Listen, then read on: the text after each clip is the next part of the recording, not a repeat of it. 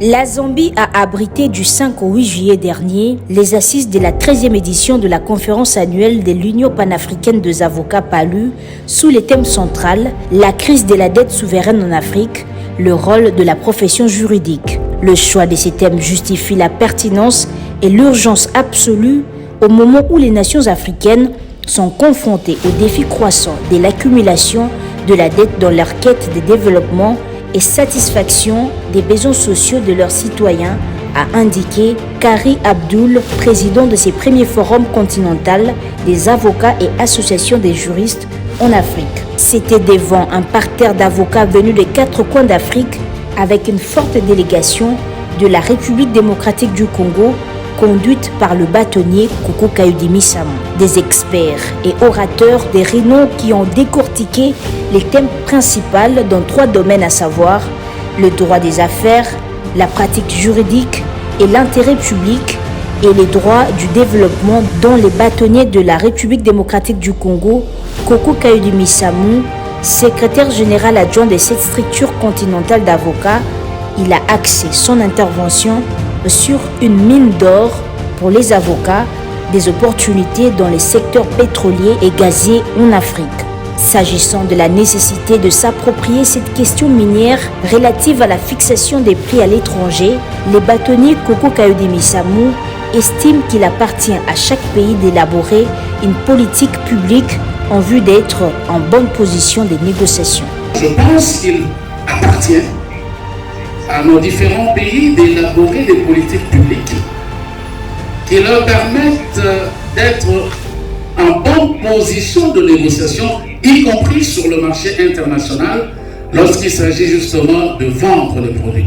Je suis d'accord avec vous que les cours se fixent à l'étranger, les prix se fixent à l'étranger, mais je crois que si on a une bonne politique nationaliste bien réfléchie, les pays sont en mesure de pouvoir savoir bien négocier. Surtout que la dernière étude montre, et ça Gladys l'a effleuré, que l'Afrique finalement c'est le continent de l'avenir.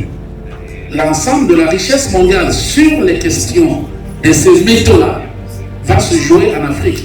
Aussi bien en termes de réserves pétrolières, gazières, qu'en termes des métaux, notamment aujourd'hui, qui contribuent à assurer la transition, n'est-ce pas, la transition écologique. Vous savez, tout ce qui concerne les batteries, les voitures électriques, en réalité, finalement, l'avenir de la planète, et même sur le plan de l'écosystème, encore une fois, c'est l'Afrique. Donc, à mon avis, il appartient effectivement à l'Afrique de pouvoir s'organiser. D'autres thématiques telles que l'accélération de l'intégration africaine par la libre circulation et les marchés uniques en Afrique, laissons tirer l'intelligence artificielle et avenir de la profession juridique, opportunités et risques ont été aussi abordés.